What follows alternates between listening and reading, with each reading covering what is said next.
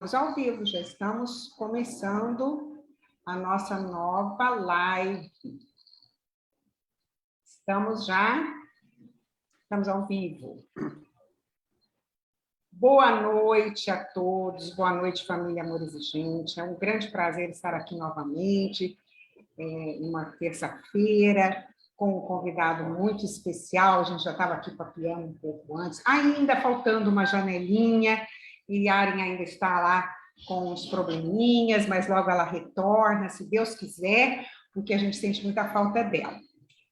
Vou avisar para todos, então, das nossas mídias sociais, o Facebook, que é da onde aqui nós estamos falando, e depois que fizermos a live, essa gravação vai para o YouTube, que é Amores e Gente Cedro MS.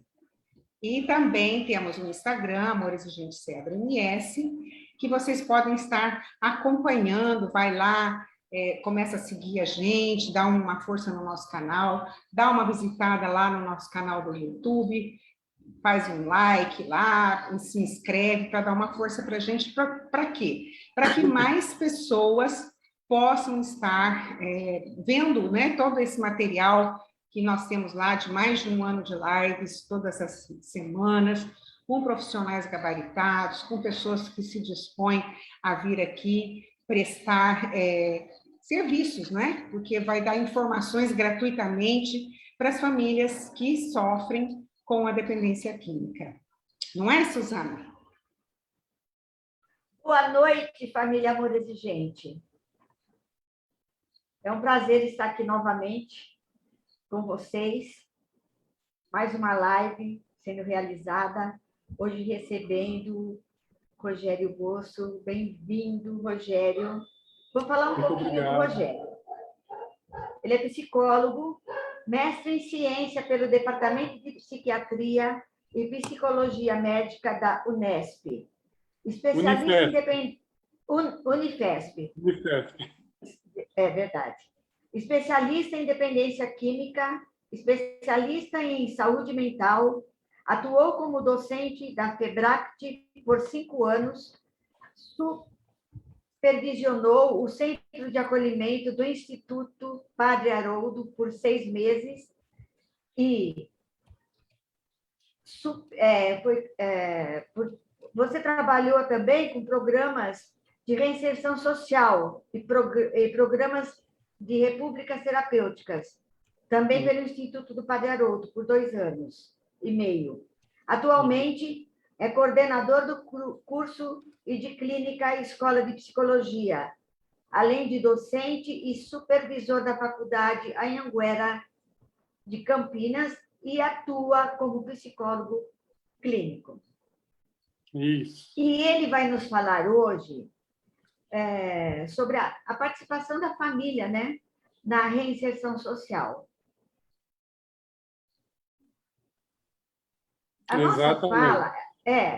nossa fala sobre essa reinserção, a Tânia tinha me mandado algumas coisas, alguns esclarecimentos.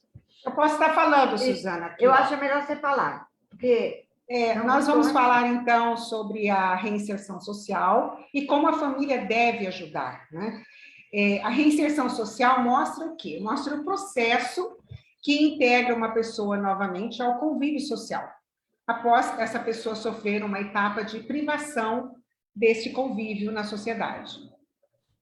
Tudo que a reinserção social pretende é ajudar uma pessoa a sentir-se útil novamente, a ter sua autoestima de volta, ter confiança em si mesmo, amor próprio e serenidade para lidar com os seus desafios, né, da vida.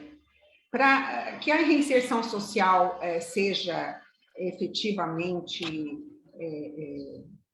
realizada, né, toda pessoa ela é importante, toda pessoa é importante.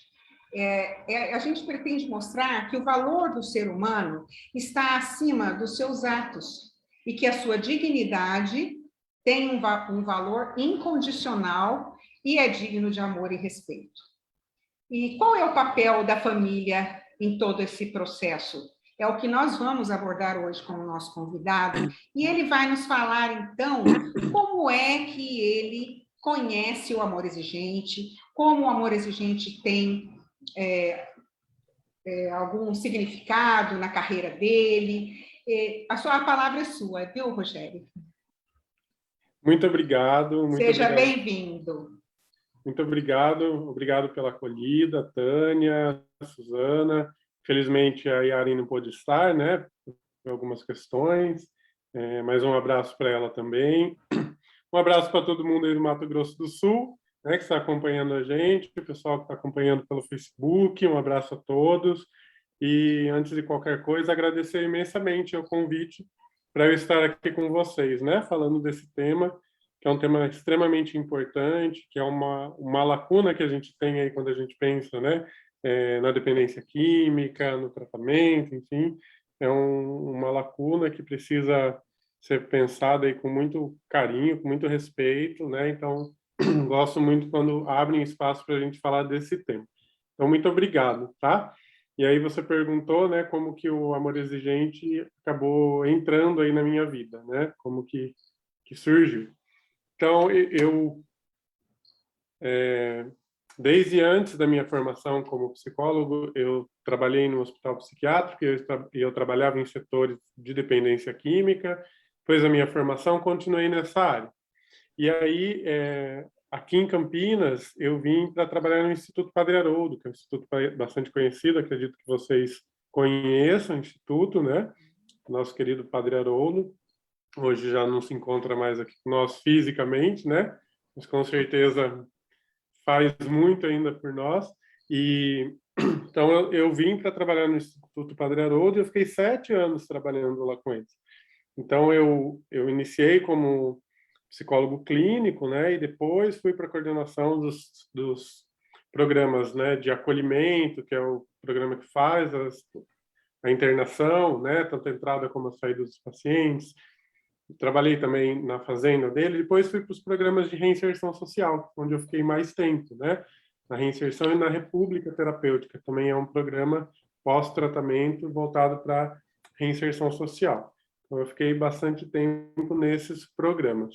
E aí, sempre com interface com a família, fazendo as psicoeducações, as orientações, né?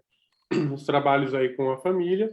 E foi nesse momento, então, aqui no Padre, que eu fui muito bem acolhido pelo pessoal do Amor Exigente aqui de Campinas. Inclusive, um abraço para o pessoal, se tiver alguém assistindo aí, né? Acompanhando, provavelmente. Então, fui muito bem acolhido. Fui convidado para estar no Amor Exigente daqui, em alguns deles, né? Porque Campinas é muito grande, é uma metrópole, então acabei indo em algumas reuniões diferentes, né? Sempre para falar sobre algum tema. Só que eu falava do tema e acabava ficando, né? Em vez de falar do tema e ir embora, acabava ficando com o pessoal, né? Então eu participava das reuniões, né? Tanto com as famílias como com o pessoal que estava com o problema por conta do uso. E sempre fui muito bem acolhido e aprendi muito com a Amor Exigente, aprendi muito com as famílias que estavam ali, né? Tivemos contribuições muito importantes de trocas, assim, né? Eu pude levar um pouco de conhecimento, mas também aprendi muito. Então, em relação à família, assim, sempre fui muito bem acolhido por esse grupo. Então, foi assim que ele surgiu na minha vida e que eu tenho respeito até hoje, tanto que fiquei muito feliz com o convite de vocês para estar aqui hoje. Que bom, Rogério. Então, vamos começar a se interagir e vamos aprender com você agora.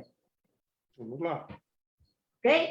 A forma como a família recebe o seu familiar para a reinserção é muito importante. Como a família deve agir ao receber seu familiar após o tratamento?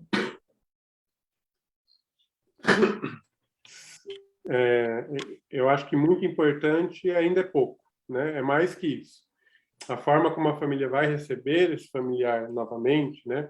Ou que ela vai se manter com o familiar, porque a gente precisa pensar que nem todo mundo vai passar por internação, né? A gente vai ter o pessoal que vai estar no CAPS, a gente vai ter um pessoal que frequenta o próprio Amor Exigente, né, junto com a família. A gente vai ter um pessoal que vai estar em outros grupos de apoio, o AA, o NA, né, das pastorais, enfim, que são grupos também que tem um trabalho muito bonito e muitas pessoas ficam bem, né, somente com o grupo. Então nós vamos ter diferentes pessoas que vão se beneficiar de diferentes tipos de propostas de tratamento, né?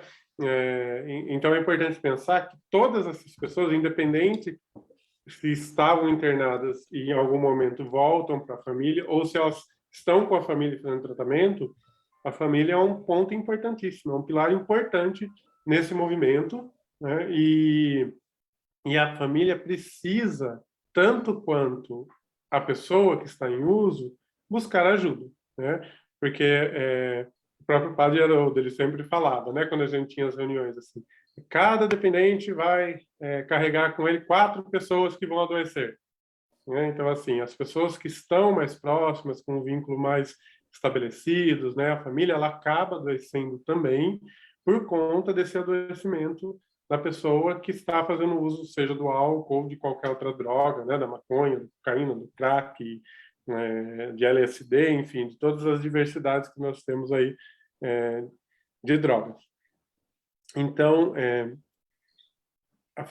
eu perdi um pouquinho o meu raciocínio de onde eu estava indo. Espera aí que eu já volto. Estava falando, só me ajuda. Como a família deve receber o seu familiar, como ela deve ajudá-lo, assim, a princípio, né? Estava falando que eles são um pilar muito importante, né? Então, assim, do adoecimento, lembrei. Então, a pessoa que está em uso, ele acaba adoecendo outras pessoas também. Então, a família, primeiro, né, ela precisa também ser cuidada, tanto quanto essa pessoa que está em uso, né? Cuidada como, Rogério? Então, tem formas diferentes de cuidar, né? O amor exigente, que é o grupo de vocês, é um deles, né? É um grupo de mútua ajuda, né? É um grupo gratuito, que hoje ainda tem a possibilidade, né, das pessoas participarem de forma online, que elas não precisam nem sair de casa, né, para estar com vocês. E eu acho que é um grupo, né, não acho, tenho certeza que é um grupo assim, extremamente qualificado, e é um grupo que possibilita vivências importantes. Então, dentro do Amor Exigente, né, e eu, como eu falei para vocês, eu vivi isso, ninguém me contou, né, a gente vê que tem famílias que já passaram por essa situação mais delicada de ter um familiar que está em uso, né, e aí hoje esse familiar já está bem, né, está trabalhando de novo, já voltou para a família, né, está um bom tempo aí num processo de recuperação, né, já está num outro momento da vida, né, se recuperou, vamos dizer assim, mas nós temos aquelas famílias também que estão chegando agora desesperadas, que nunca nem imaginavam que era droga, assim, ouvia falar por conta de TV, tá, e de repente está com um familiar usando, extremamente perdida, não sabe o que fazer. E tem aquelas que estão no meio termo, né? Então nem começando, mas também no familiar ainda não conseguiu se estabilizar, né? Num ponto sem o uso. E aí é importante porque o grupo vai se ajudando, né? Então aqueles que já passaram... A gente até brinca, né, que é uma novela com vários capítulos. Cada um está num capítulo diferente, mas a novela é a mesma. Só que tem gente que já assistiu a novela inteira e tá no Vale a Pena Ver de novo, né? Isso.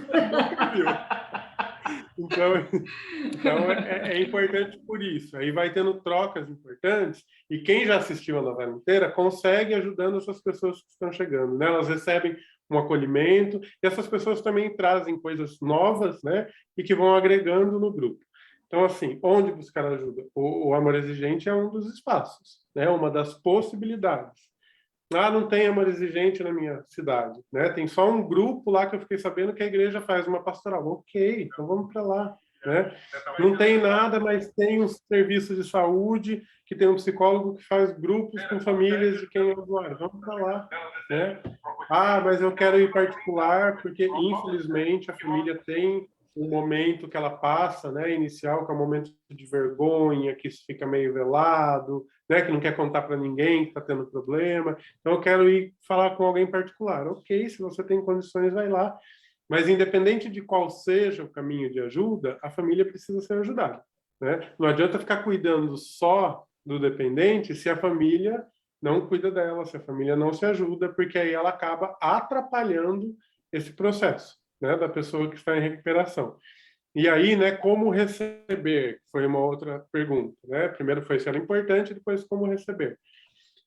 Sempre que o dependente ele está em algum programa, ou algum grupo, né, de mútua ajuda, e para ficar bem, né, para entrar no processo de recuperação, para ficar longe do uso aí do álcool e de outras drogas, existem algumas informações, orientações que geralmente são passadas para as famílias, né? Aí pensando na internação, isso se intensifica. Tem as reuniões com as famílias, tem os atendimentos familiares, né, onde a família recebe muitas orientações. Então, uma forma de ajudar o dependente é seguir essas orientações à risca, né? O que eu via muito na minha experiência? Você falava A para a família, ela fazia B, né? E aí não dava certo, ela vinha reclamar com a gente. Ah, mas não está dando certo, né? Ficou aí, não adiantou nada. Tá, mas quando a gente fala no tratamento, existem vários fatores e a família é uma delas, é um deles, né? E tem que estar de mão dada com o pessoal do tratamento. Não adianta passar as orientações e não fazer, depois falar não deu certo mesmo. Não foi isso que foi orientado, né? Então, é importante que a família siga as orientações que são passadas pela equipe de tratamento. E outro ponto muito importante, assim, que a família entenda que o processo de recuperação, né, o próprio nome fala, ele é um processo e que cada um vai ter seu tempo para isso. Alguns vão mais rápido, outros são mais lentos. Até porque a gente pode ter no meio desse caminho outros fatores, né? Nós temos muitos dependentes que têm transtornos mentais associados, aí já dificulta um pouco mais. Nós temos dependentes químicos que têm, que não deixa de ser um transtorno também, mas tem retardo mental, né? E aí é um processo que é bem mais lento, né? Então tem fatores aí no meio de tudo isso que pode ir intensificando essa demora do processo, né? E trazendo algumas situações não tão boas, mas porque a gente tem uma comorbidade. Então cada um vai ter seu tempo dentro de um processo de tratamento. E a família precisa entender isso. Ah, mas o filho da Tânia está indo bem e o meu não. Tá, mas o filho da Tânia é o filho da Tânia, com os recursos dele, com as possibilidades dele, né, com a vivência dele, o seu é o seu, né? E não importa, e não é uma corrida, né? Ninguém está apostando corrida, a gente está querendo que as pessoas fiquem bem. Ninguém está apostando corrida, a gente está querendo que as Agora pessoas você fiquem falou, bem. nós queremos que as pessoas fiquem bem, né?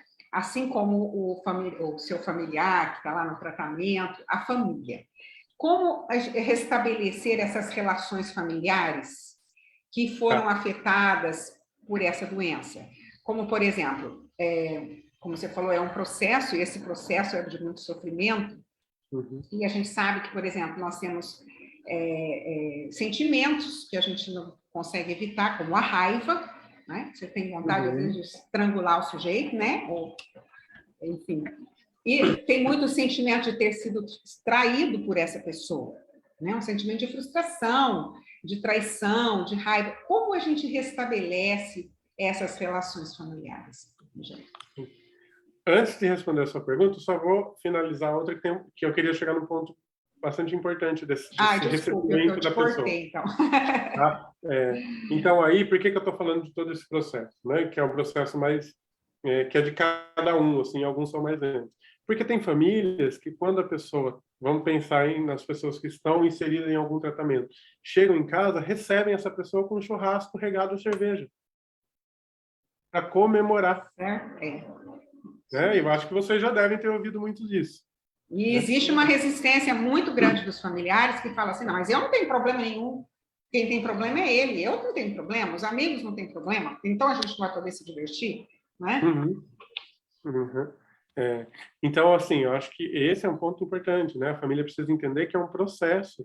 Tudo bem, né? Até entendo quando a família coloca, eu não tenho problema, tá, mas você tem respeito? Você não tem problema, mas você tem respeito dentro de você? Você consegue entender que o seu familiar, né, está adoecido, né, porque a dependência química é uma doença do cérebro, ele passou por um tratamento e que a gente precisa, enquanto familiar, ajudá-lo? Né? Então, assim, se você tem isso e você consegue respeitá-lo, então não é hora de fazer isso. Talvez lá para frente, né, que eu falo, eu conheço pessoas que estão em recuperação aí há 14, 15 anos, e essas pessoas conseguem ir no aniversário de um filho de um amigo, ir no casamento, porque não vai deixar de existir drogas no mundo, né, bebidas. Onde tem, a pessoa consegue estar lá numa outra condição, mas foram 14 anos, né, dessa pessoa se estruturando, se fortalecendo, para ela ter uma condição, e ela não fica lá onde o pessoal está bebendo, né? O está bebendo lá, ela está com outros vínculos aqui, né, que sabem respeitar e que vão ser, né, vínculos, fatores protetivos para ela, né? Então, assim, é uma outra condição. Mas a gente está falando de pessoas que estão há anos se estruturando para isso. Né? Daí as famílias querem que a pessoa acabe de sair do tratamento, né? Tá de fralda ainda, vamos dizer assim, começou nem a engatinhar, e coloca um churrasco com um monte de bebida, e se a pessoa recair, ela é ruim.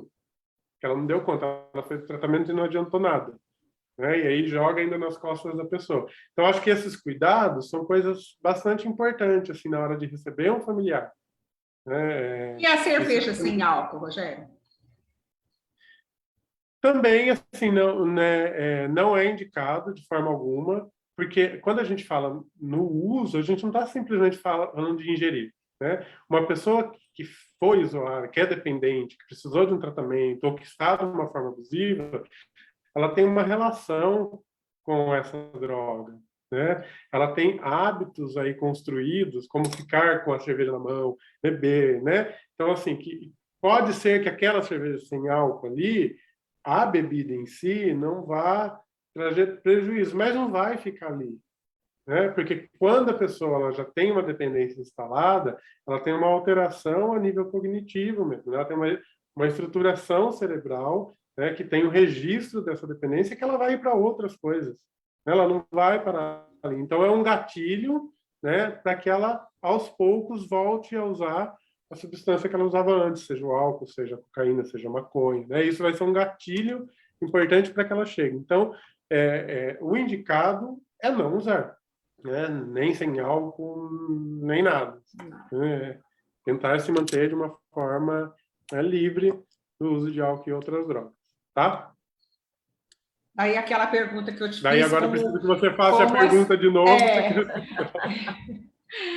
Como restabelecer, então, as relações familiares, né? Porque a pessoa chega, tudo bem, está em tratamento, mas aqueles sentimentos, né, que eu passei por todo aquele processo da doença, como a raiva, o sentimento de ter sido traído, ainda estão latentes, né? Como é que a gente faz para restabelecer uma relação saudável? Tá. Primeiro, que uma coisa importante, né? Ninguém é de borracha. Então, todo mundo vai ter sentimentos. E a raiva faz parte. Né? Todos nós temos o sentimento de raiva. Né? Uns manifestam mais, outros menos. Né? E a raiva faz parte. Não tem problema nenhum sentir raiva. Né? A questão é, o que eu vou fazer com essa raiva que eu estou sentindo? Não dá para sentir raiva e sair esbofeteando todo mundo. Né? Ou quebrando tudo, ou gritando com todo mundo, como se as pessoas fossem obrigadas, né, a suportar essa raiva que eu estou sentindo. Aí é outros 500. Né? Mas eu sentir a raiva, ok, isso é humano. Né? A gente está falando de sentimentos, aí de questões humanas. Eu sentir a raiva, ok. Eu acho que é um ponto que as pessoas precisam se tranquilizar em relação a isso. Ah, mas eu estou tendo raiva do meu filho, né? Uma pessoa que nasceu de mim e tal. Não posso assim? Pode, porque você é humano e ele também é humano. Você ter raiva do seu filho não significa que você deixou de amá-lo, que você vai deixar de cuidar dele, né? Que esse momento vai passar. Significa nada disso. Significa que naquele momento você teve raiva, assim como você tem amor, assim como você tem carinho. Né? E ok, tá tudo certo. Né? Volto a falar, o problema é o que você vai fazer com essa raiva. Você não vai ter raiva e vai estrangular seu filho a ponto de matá-lo. Né? Se bem que na hora a gente tem vontade de dar umas estranguladas aí. Não tem? Mas não significa que é porque eu senti que eu vou fazer. Entre o sentir e fazer tem um espaço grande aí. Então, acho que isso é um ponto interessante. E outra coisa, as relações, elas são construídas. Né? A gente vai construindo as relações conforme a gente vai vivendo com aquelas pessoas. Né? Então, por exemplo, uma coisa que acontece muito e que eu já ouvi, né, assim, bastante, mães que têm filhos e eles não são tão amigos e ela fica cobrando uma amizade. mas esses filhos não se relacionam. Um vive uma vida no norte, outro no sul, né? E aí eles constituem outros amigos, né? Que acabam sendo aqueles irmãos, parceiros. Mas por quê? Porque a relação, ela é construída no dia a dia, né? A gente vai construindo isso, conforme a gente vai vivendo, conforme a gente vai ficando junto, conforme a gente vai se identificando com as coisas que o outro gosta, e eu também gosto, né? Com os valores. Então, a gente vai intensificando e a gente vai construindo. Então, a relação, ela é construída. Quando vem a dependência, né? Quando tem um problema, assim, na família, e aí a dependência, ela vai fazer com que a pessoa modifique os seus comportamentos, os seus valores, os seus pensamentos, né? E vão acontecendo situações dentro da família delicadas, né? De violência, às vezes de furto, até mesmo roubo, de agressão, né? Então, a pessoa está esperando muito que o familiar volte para casa, porque é aniversário do filho, e o filhinho está esperando, e esse familiar não volta, vai voltar 2, 3 dias depois, né, sem dar nenhuma satisfação, brigando, xingando. Então, assim, vai, obviamente, que balançando tudo isso que foi construído, né? Você vai batendo ali na base todo dia, isso vai ficando balanceado, né? Pensa numa casinha que foi montada com Lego, você fica batendo, as peças vão caindo, né? Então, quando o familiar, né, se propõe a um tratamento, se propõe a ficar sem o uso das drogas, ele volta para casa, vai ter que ter uma reconstrução. E aí tem um fator que é muito importante no estudo e que a gente não tem um controle remoto, né, nem para voltar nem para passar, que é o tempo. Né? A gente vai precisar dar tempo ao tempo para que essas relações sejam de novo reconstruídas, né? Com calma. Então, não fique se cobrando que assim, mas chegou hoje, a gente não tem a mesma relação de antes. Não tem mesmo. Não tem como ter, porque aconteceu um monte de coisa no caminho, né? Mas pode voltar a ter. Só que tudo isso vai ter que ser construído de novo, né? Eu achei interessante. Achei interessante você falar. Todo mundo quer falar. Não, achei interessante quando você falou da casinha de Lego, né? Que foi caindo as pecinhas. Às vezes você não sabe nem que peça que caiu, né? Pois é, porque ela cai lá dentro, tem que ficar chacoalhando, né? Para procurar, você não enxerga, bem isso mesmo. Né? É assim mesmo. Mas, Rogério, aproveitando a deixa do que você está falando, né? Porque também existe o resgate da confiança. Como que a família faz para resgatar essa confiança? Então, que leva um tempo também, né? Acho que está dentro do que a gente estava falando, né? Porque Sim. Assim como a relação, a confiança ela é construída, né? Se você conhece a Tânia hoje e a Suzana, né? Vocês duas se conheceram hoje, não dá para sair confiando assim, vou confiar cegamente, vou entregar tudo na mão, vou contar minha vida, né? Vou deixar minha carteira com ela, vou passar a senha do banco. Não é assim. Vocês acabaram de se conhecer. Por mais que ela pareça ser uma pessoa boa, né? Quando a gente conhece uma pessoa, por mais que ela pareça ser uma pessoa boa, então a gente precisa de um tempo para ir avaliando se de fato a gente pode ir fazendo algumas coisas, né? Assim, que requerem confiança. E aquilo que eu falei de novo, a confiança foi sendo construída, daí vem a dependência, né? E de repente aquela pessoa que eu confiava tanto, que eu deixava o meu cartão com ela com senha, foi lá e pegou todo o meu dinheiro. Agora não tem como pagar a luz, né? Não tem como pagar a água de casa, né? Pegou as coisas que estavam guardadas aqui, que sabiam que tinham um valor emocional, porque foi dada pelo meu pai, pela minha mãe, e vendeu a troco de nada, né? Virou pó. Então, assim, como é que eu vou confiar de novo?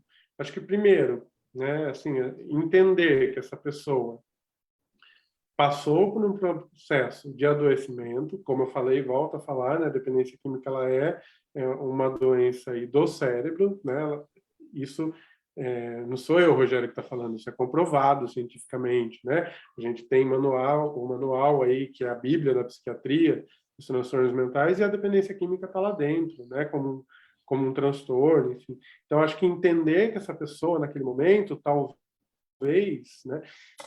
E outra, quando você usa o álcool e outras drogas, você tem alterações, né? A nível cognitivo, que vai alterar os seus pensamentos, suas emoções, seu comportamento, sua senso-percepção, né? Então, você vai ter alterações importantes que também, por conta dessas alterações, vai fazer com que você tenha uma avaliação distorcida de algumas coisas, né? Então, assim, o julgamento não está como a gente está tendo aqui agora, né? Está todo alterado. Então, entender que a pessoa passou por um processo assim, talvez ajude, né, a olhar para essa pessoa de uma outra forma. É claro que também, como eu estou falando, né, entendi que estava doente, então toma aqui meu cartão de novo. É claro que não é isso que eu estou falando, mas assim, entender que passou por um processo, né, de adoecimento, que fez um tratamento, que a partir de agora, como será que ele está caminhando? Né? Será que vale a pena eu dar um voto de confiança de novo? Então, essa observação do comportamento do outro ajuda muito nessa questão da confiança. Rogério, me dá um exemplo. Tá, então, vamos pensar que eu divido a casa com um amigo e que teve esse problema e que a confiança está abalada. Então, ele falou para mim, Rogério, eu vou sair porque eu vou jogar futebol no campinho aqui na frente, né, que eu combinei com o pessoal que eu conheci lá dentro do tratamento mesmo, né, no máximo 8h30 estou em casa, né? No máximo 8h30 a pessoa está em casa, né? Amanhã ela fala, olha, eu vou sair entregar uns currículos, tal, né? Eu vou passar amanhã, mas eu volto para almoçar com você, beleza? Beleza. Daí, na hora do almoço, essa pessoa está aqui. Daí, no outro dia, ela recebe uma ligação de um dos currículos que ela entregou. Ou seja, ela estava lá entregando mesmo.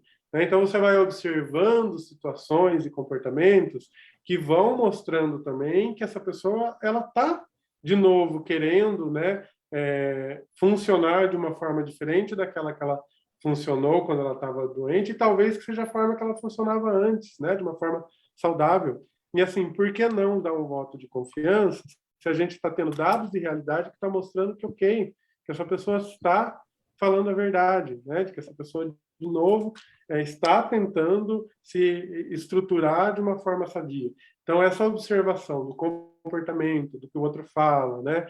Do que ele traz para a gente, eu acho que isso é bastante importante para ir compondo, de novo, a possibilidade de uma confiança. Quer dizer, o resgate ele tem que fazer por si só, né? Na verdade, ele tem que resgatar a confiança que foi perdida, né? Porque ele que pisou na bola, então ele também tem que demonstrar que está agora no caminho certo.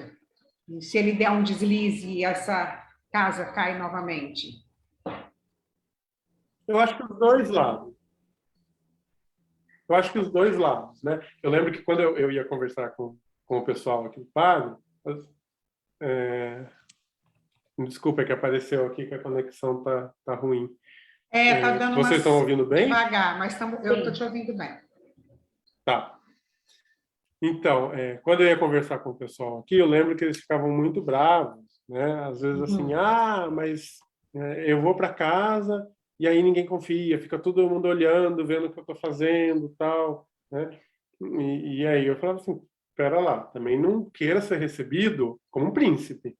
Aconteceram coisas, né? Você fez com que acontecessem coisas por conta do uso, isso são consequências. Então você precisa entender que vai ter um tempo para isso, né? E que você precisa fazer por onde essas pessoas, para que essas pessoas confiem em você de novo. Então não acho que você vai chegar como um príncipe porque você fez tratamento, todo mundo tem que passar uma borracha no passado e não tocar mais nisso, que não, que essas pessoas também são pessoas assim como você, e se machucaram, se ofenderam, né? Ficaram magoadas, e elas vão precisar de um tempo, assim como você precisou aqui dentro para se recuperar lá fora.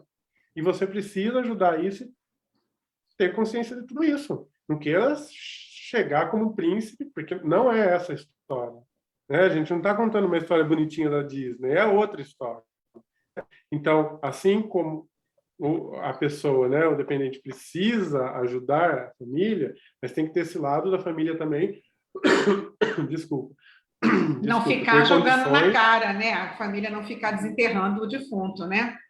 E ter condições de ir percebendo essas coisas que eu falei. Porque daí esse outro lado também tinha muito aqui, né? Às vezes chamava a família para conversar e aí eu ia perguntando, daí ela ia trazendo, olha, sim, fala que vai chegar no horário, chega, tá fazendo isso, sim, tá trabalhando. Então, quanto tempo você vai demorar para validar tudo isso?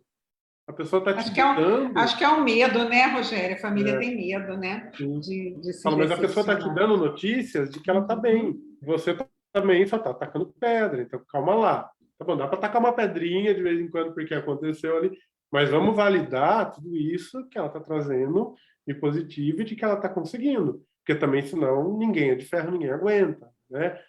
Então acho que é os dois lados, não dá para falar que a responsabilidade é de quem usou ou a responsabilidade é só da família, né?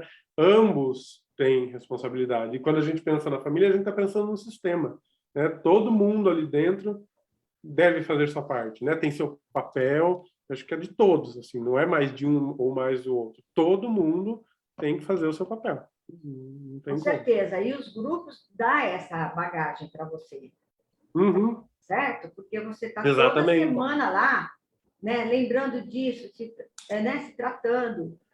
Como a Tânia tinha comentado sobre Aqui Parece uma Novela, né, que depois você até brincou, tem o Vale a Pena Ver de Novo, né?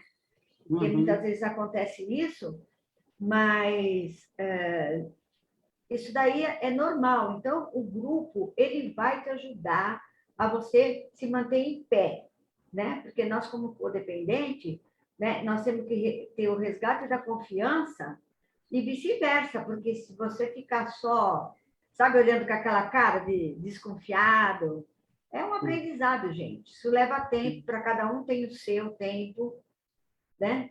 E aquele que nem o Rogério falou, é uma questão de respeito também. Uhum. Ô, E Rogério, eu acho que você está trazendo um ponto importante, né? Que assim, às vezes sozinha a pessoa não dá conta, então ela precisa buscar ajuda. Talvez é lá no grupo com vocês que ela vai entender tudo isso, né? Sozinho não dá conta muitas vezes de perceber, né? Que a gente é limitado e não é porque tem um familiar em casa dependente que a gente é limitado. Eu sou limitado, vocês são limitados, todo mundo. E a gente precisa muitas vezes do olhar do outro para aquela situação para ajudar a gente a ter uma perspectiva diferente, enxergar de outro ângulo, né? E caminhar. Então, às vezes aí no grupo que essa pessoa vai conseguir dar um passo à frente e falar assim, calma, deixa eu respirar, que as coisas não estão tão de ponta cabeça assim, né? Ou então, deixa eu olhar melhor que a coisa está ficando de ponta cabeça, eu não estou vendo, né? Eu acho que vocês têm condições e muito repertório, assim, né? Muita bagagem para trazer isso para os familiares.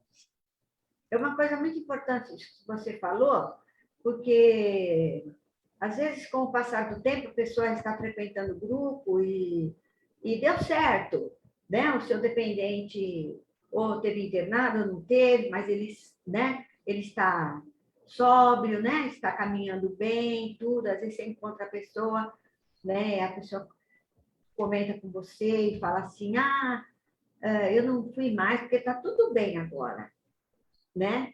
Daí, passado um tempo, acontece muitas vezes isso, a pessoa volta, sabe? Então, gente, é isso aí. Quando está tudo bem, né, o amor exigente precisa de você. Quando não está tudo bem, você precisa dele. Sim. Mas, voltando lá, vamos falar um pouquinho. A espiritualidade é muito importante. Só um minutinho, que eu acho que é um ponto importante. Fala. Porque, inclusive, quando ela chegou aí para vocês, num momento bem delicado, antes também estava tudo bem e ela não percebeu que não estava, né? Então, é importante esse tá tudo bem ser também supervisionado. Quando a gente tem, né, alguém que já passou por uma dependência, um processo desse, né? Em vez de ficar lá atacando pedra no outro, vamos lá levar as nossas angústias ali no grupo, com pessoas, né, que passaram pela situação e vamos ver se é esse o caminho mesmo, né? Vamos ver se está tudo tão bem assim. E que ótimo se tiver, então vamos caminhando bem, né? Porque a vida não é feita só de coisas ruins, tem as coisas boas também, né? Com certeza. Então, Rogério, então vamos falar um pouquinho da espiritualidade. Ela é muito importante na manutenção da sobriedade, certo? Como a família deve lidar com uma orientação espiritual diferente da sua escolha? Tá. Então, sim, a espiritualidade, né, como você está trazendo, hoje, inclusive, cientificamente, ela é comprovada que ela é um dos pilares dos transtornos mentais, né, e a dependência química se inclui aí, né? Então, assim, ela é, sim, um ponto essencial quando a gente fala, e isso é importante, né, quando a gente fala no tratamento de dependência química, né? Não é uma coisa ou outra, não é só a espiritualidade, ou não é só o amor exigente, ou não é só o CAPS, um conjunto de coisas que a pessoa precisa ir ligando, né, e participando para que isso ajude ela a ficar bem. Mas Deu uma travadinha aí na internet do Rogério, mas a gente continua aqui aguardando, às vezes ele cai e volta novamente, né? Então, Suzana, vamos comentar sobre a espiritualidade, porque o amor exigente não tem vínculo com nenhuma religião, né? Nós temos, sim, estimular as pessoas a voltarem para a sua religião de origem e praticarem a espiritualidade, não é? Então, nós aceitamos no grupo qualquer pessoa de qualquer religião. E acho que, acredito que se a pessoa frequenta um centro de tratamento que tem uma religião, ali trabalha uma religião diferente da sua, e o seu familiar se identifica com aquela religiosidade, o que é que você acha, Suzana? O Rogério está voltando. Seu microfone está Desligado, Rogério. Está desligado, Rogério. Aí. Nós estávamos falando, então, sobre a religiosidades, né? A espiritualidade e a diferença das religiões. É como eu disse, às vezes um familiar meu está no centro de tratamento que começa a praticar então, a sua espiritualidade através de uma determinada religião, que não é a sua.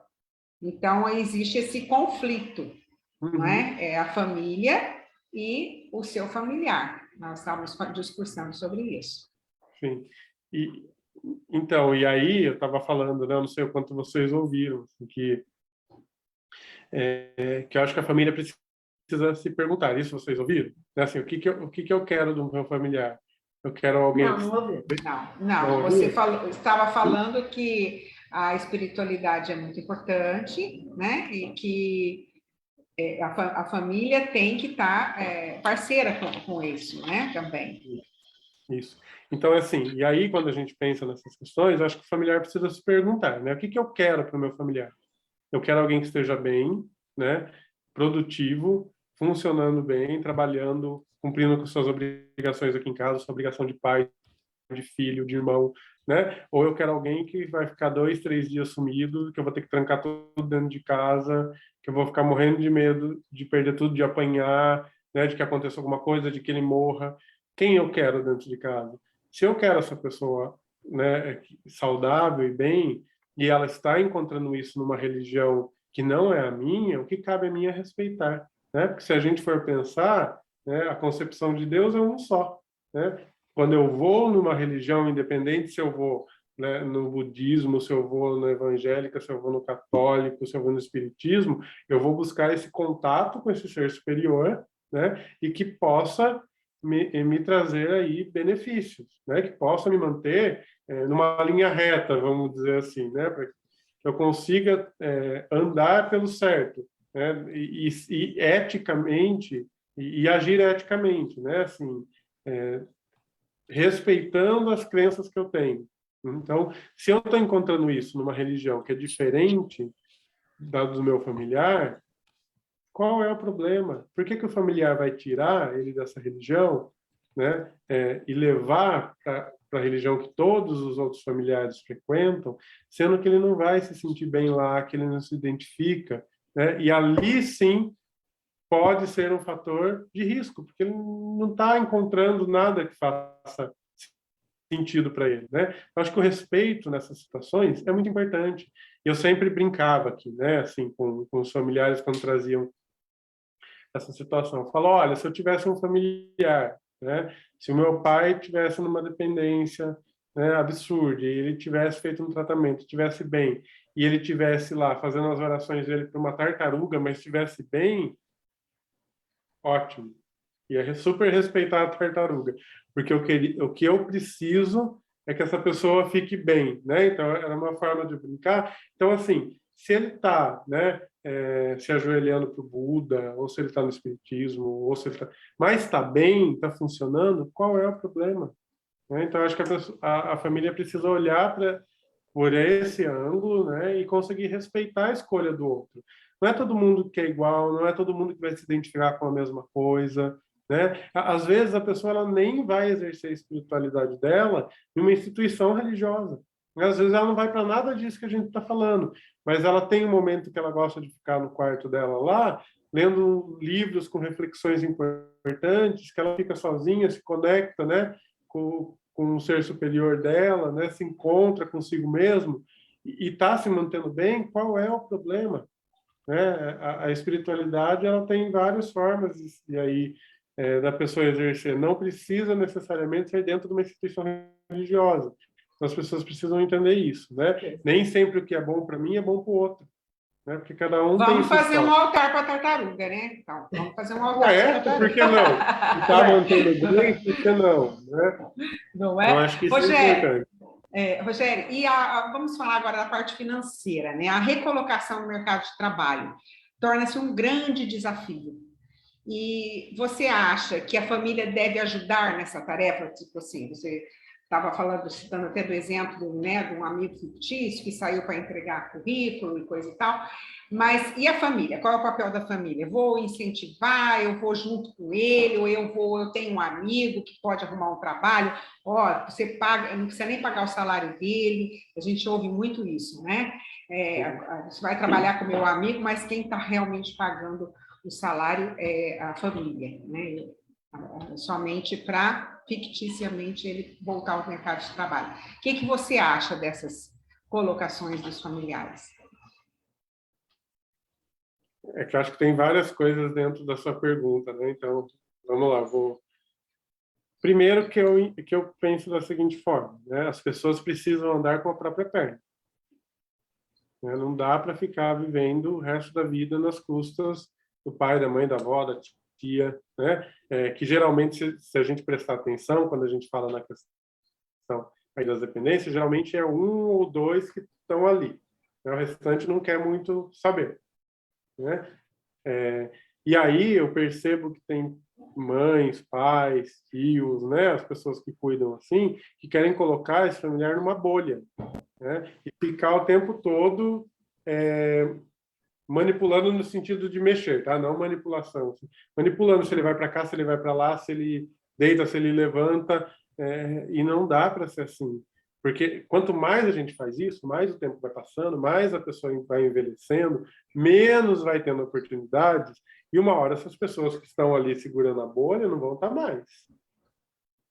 Né? Vão faltar. Isso todos nós. Isso é a única certeza que a gente tem. Uma hora a gente não vai estar mais aqui. Né? Então, essas pessoas que estão ali com essa bolha na mão vai faltar. E aí, Estourou a bolha. E aí, quem é que vai colocar essa pessoa na bolha? Não, talvez não tenha como. Né? E aí, essa pessoa vai lá com seus 40, 50 anos aprender a engatinhar, já era para estar andando, ó, faz tempo. Né?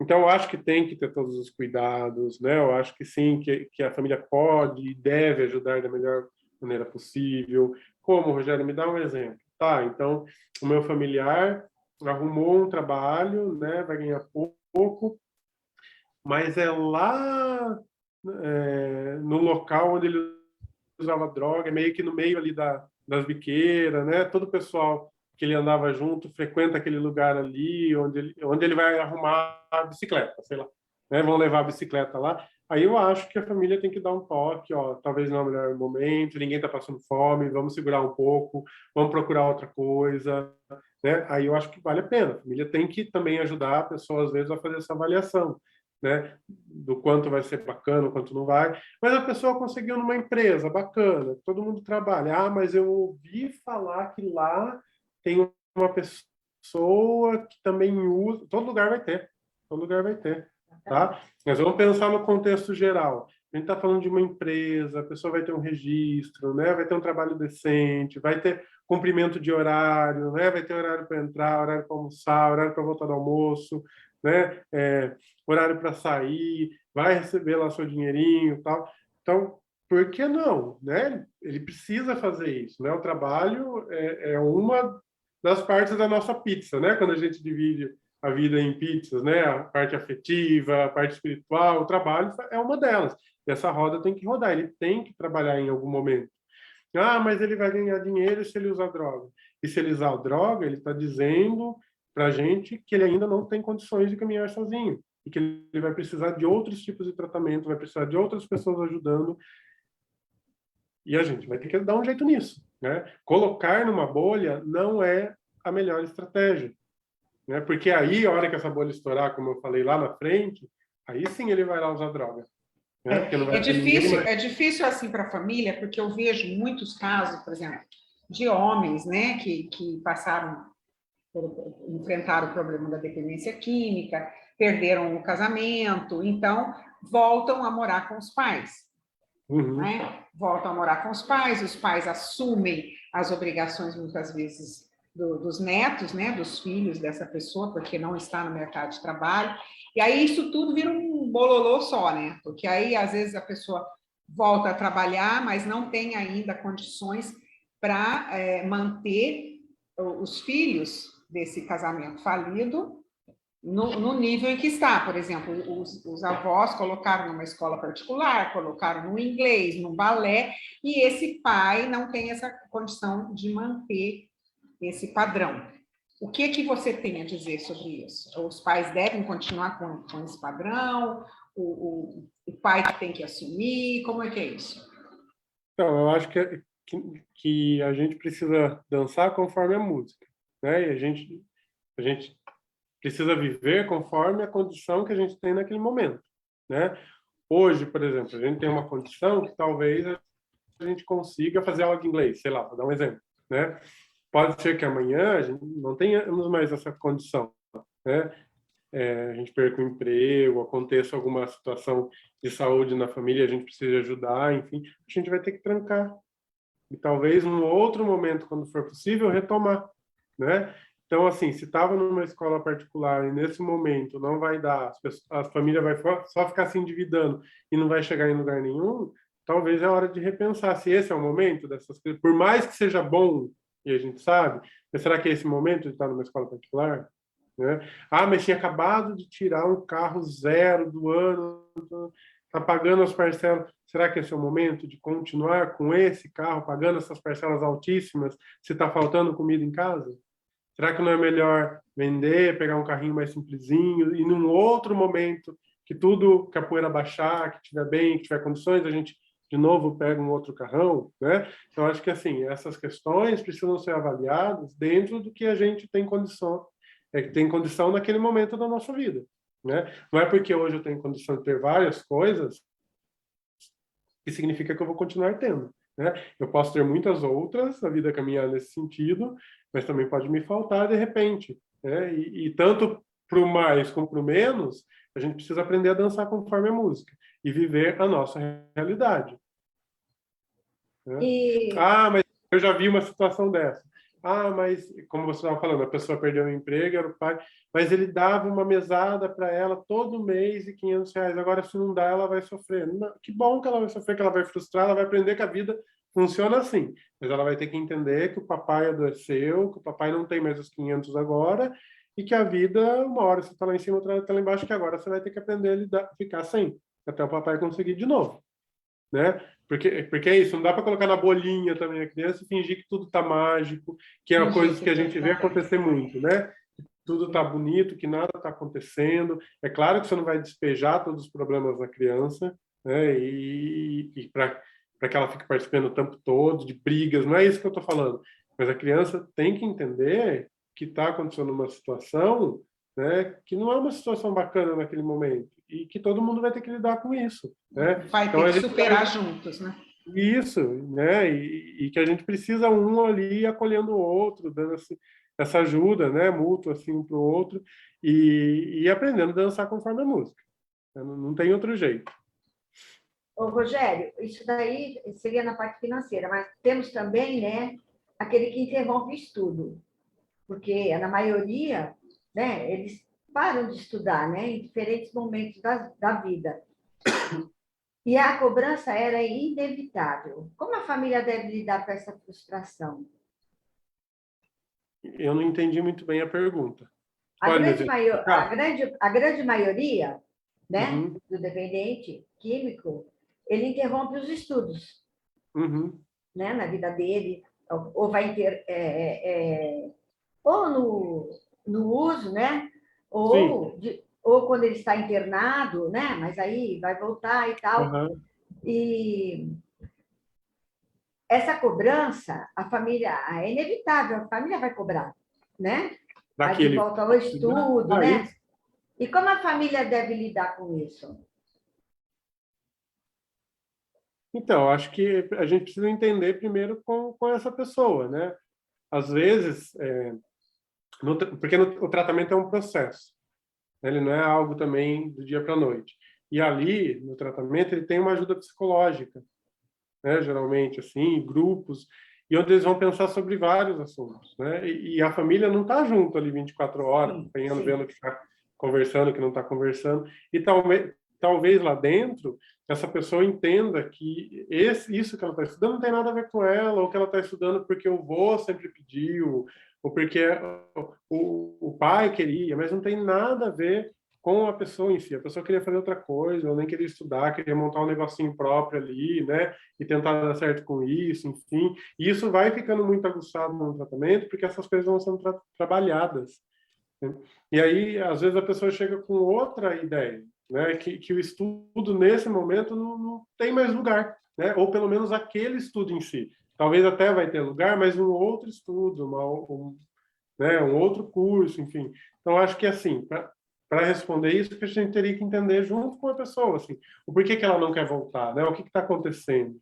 E às vezes fica nesse braço de ferro de que você tem que voltar a estudar, não, eu não quero voltar a estudar, mas não tem esse canal de comunicação onde vai ficar compreensível o porquê das coisas, né? Por que então que não quer voltar, né? Por que que rompeu com esse estudo? O que que você está pensando daqui para frente, então? Já que não vai estudar, vai fazer o quê? Não precisa ter um canal de comunicação que às vezes não acontece, a família fica no braço de ferro, né? Então, acho que tem que ter essa compreensão e tentar identificar o que está ocorrendo, né?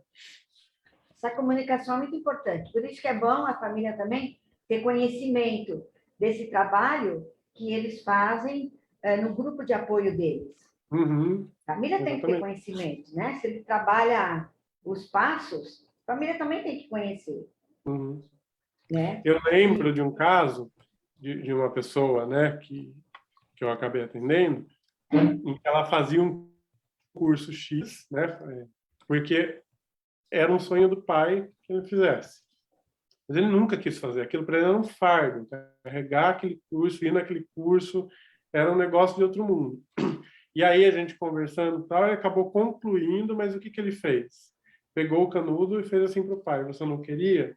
Tá, agora eu vou fazer o que eu quero.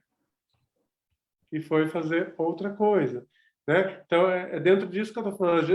A gente precisa entender, então, o que é que está ocorrendo, né? Por que que não quer voltar, ou por que que rompeu, por que que foi buscar outra coisa, né? Às vezes aquilo tudo faz sentido para a família, mas não faz sentido para a pessoa, né? A pessoa não quer ser Exatamente. médico como o pai foi, como o avô foi, né? Ele quer ser artesão e está tudo certo. É assim que ele vai viver, é assim que ele vai ser feliz, é assim que ele vai ficar bem.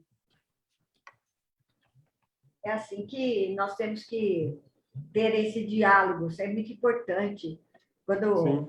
o familiar não sai de uma comunidade terapêutica, essas coisas, tem que haver esse diálogo, né? A gente tem que conquistar esse diálogo, né? Uma coisa que muitas vezes foi impossível lá atrás, não tinha, né? Mas a gente pode tentar resgatar, porque é daí que Sim. vai sair essa solução ou de trabalho, ou de estudo, ou da espiritualidade, é tudo daí, né? Uhum. Voltamos lá no respeito. Tânia? Bom, Rogério, a gente deixou aqui um monte de pergunta para fazer para você. O papo está muito bom, mas nós já estamos com quase 1 hora de live. E eu queria saber se você tem alguma coisa que você gostaria de falar para as pessoas, que não foi dito aqui, da sua experiência aí sobre a reinserção social e a ajuda da família, que é o tema de hoje. Sim. Eu acho que para finalizar, assim, né, acho que nós trouxemos bastante coisas importantes, né, nessas perguntas, e eu acho que um ponto que nós conversamos antes de estar ao vivo aqui, né, que eu acho bem válido, é não desanimar, né, a família, assim, não desanimar, porque nem sempre, numa primeira vez, vai dar certo, né? E não fique se comparando com outras famílias, né? Ah, mas fulano, o filho da família lá de fulano fez um tratamento e está bem, né? Só fez um, o meu já está no 5º e não dá certo, né? Seu filho não é o filho dela, as experiências que seu filho viveu não são as experiências do filho dela, os recursos talvez não sejam os mesmos. Como eu falei lá, tem coisas nesse meio, nesse caminho. Às vezes seu filho tem um transtorno mental que você ainda não sabe, nem ele sabe, né? E isso vai ser em algum momento diagnosticado, né? E aí as coisas mudam de figura, porque o tratamento ele começa a ser, né, ao mesmo tempo aí para as duas situações, se tem uma melhora importante. Então, assim, não fique comparando o seu familiar com o familiar do outro, né? E lembrar que ninguém está apostando corrida quando a gente pensa no tratamento, né? E assim, não desanime. Uma hora dá certo, cada um tem seu tempo, né? Eu lembro que eu trabalhei com uma pessoa, inclusive até já, infelizmente já não está mais entre nós também, mas que ele fala, eu tive 18 internações, quando eu tive a 19ª que eu fui conseguir ficar bem, né? Assim, e ficou super bem, estava muito tempo bem, né? Infelizmente faleceu agora por conta da Covid, foi bem triste, assim. Mas, enfim, teve que ter 18 antes de ficar bem, né? Até chegar o momento dessa pessoa, né?